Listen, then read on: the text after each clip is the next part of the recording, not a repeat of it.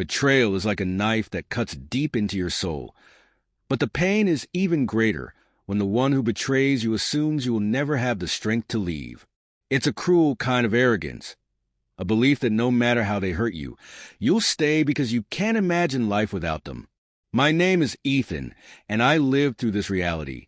For 15 years, I dedicated my entire life to my wife, Jessica. She was my world, my reason for everything. I built a home for her, supported her dreams, and gave her everything she could ever ask for. I thought I had given her all the love and loyalty one person could offer, but what I received in return was lies, deception, and an affair that shattered the very foundation of our marriage. The moment I confronted Jessica about the affair was when I realized how deeply she had underestimated me. I had expected guilt, regret, or even an apology, but instead, I got a cold, heartless smile. She laughed as though my pain was amusing to her, and then she said something I will never forget. "You'll never leave me. You need me." Those words broke something inside me. They weren't just words. They were a declaration of how little she respected me. She didn't see me as an equal. She saw me as weak and dependent. She thought I was incapable of walking away. She believed I would stay no matter how badly she treated me. But in that moment, everything changed.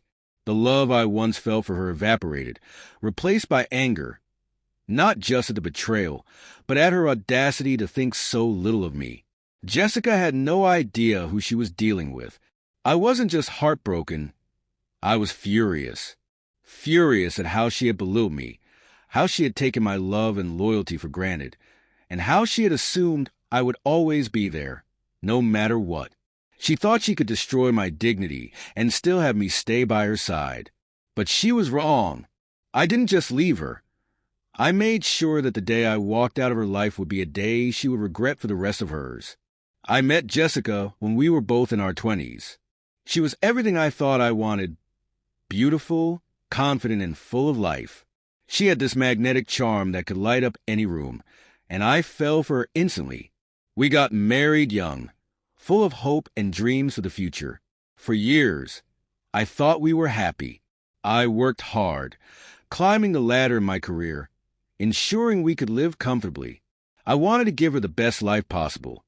I worked long hours to provide for us, so we could travel, take vacations, and enjoy the kind of life many people dream of. Meanwhile, Jessica pursued her passion for art. I supported her every step of the way. I paid for her art classes, rented studio space for her, and funded her exhibitions. I wanted her to succeed, and I wanted her to know she had my full support. But apparently, none of that was enough for her. Looking back now, I can see the signs I missed. There were changes in her behavior, small at first, but over time, they became impossible to ignore. She started dressing differently, choosing outfits that were far more provocative than anything she used to wear. She claimed it was for her art events, but it felt off to me. She became obsessed with her phone, constantly texting someone, smiling at messages, but never letting me see who she was talking to. She started staying out later, saying she was at networking events, but I noticed that when she came home, she smelled of cologne that wasn't mine. She grew distant emotionally, pulling away whenever I tried to connect with her. The way she looked at me changed, too. Her eyes, once full of love and warmth, were now cold and distant. She seemed distracted, lost in her own world. I should have seen it then, but I didn't want to believe it. I didn't want to believe that the woman I loved could betray me. One night, Jessica told me she was going to an art exhibition and would be home late. It sounded like a normal evening, but something about her tone, her demeanor, felt off. I couldn't shake the feeling that something wasn't right. For the first time in our marriage, I did something I had never done before. I followed her. I drove to the venue where the exhibition was supposed to be, parked my car, and watched as she walked inside. But instead of entering the gallery, she crossed the street and went into a hotel. My heart was pounding in my chest. I didn't want to believe what I was seeing, but I couldn't ignore it. I waited for 20 minutes, trying to gather the courage to face whatever truth was waiting for me. Finally, I walked into the hotel, pretending to look for someone. That's when I saw them. Jessica and a man I didn't recognize, sitting at the bar. They were holding hands, laughing, leaning into each other like a couple in love. My world shattered in that moment, but I didn't confront her. I didn't cause a scene. I quietly took pictures and recorded everything. Then I left.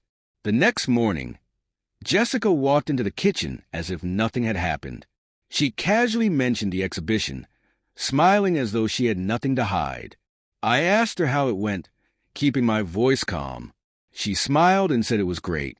That's when I turned my laptop toward her. On the screen were the pictures I had taken.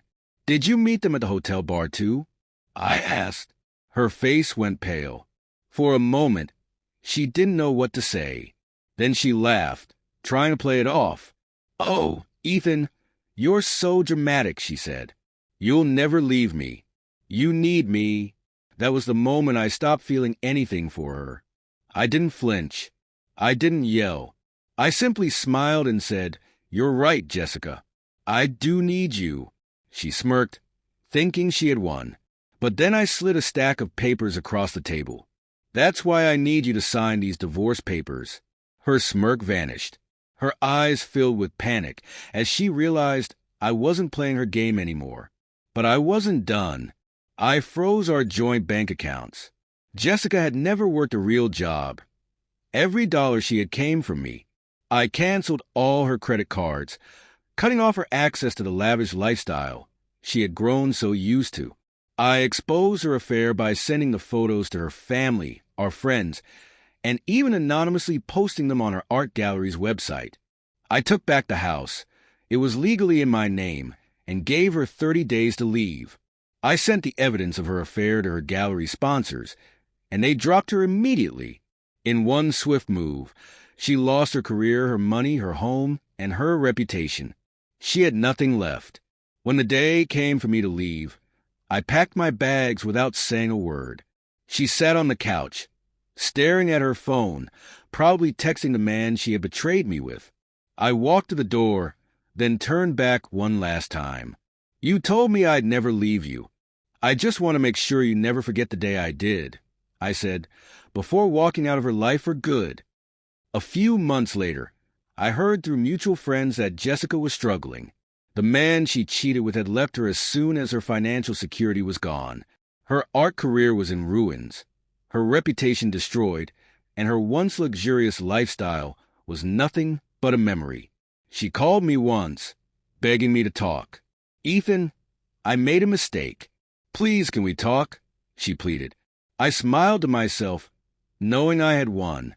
"No, Jessica, you made your choice. Now live with it," I said, before blocking her number. Betrayal is a choice, and when someone chooses to betray you, make sure they regret it for the rest of their life. Jessica thought I was weak, someone who would stay no matter how she hurt me. But I proved her wrong. I left her with nothing but her regrets, and that is a punishment far worse than anything I could have done. Thanks for watching. Subscribe. Beyond the surface.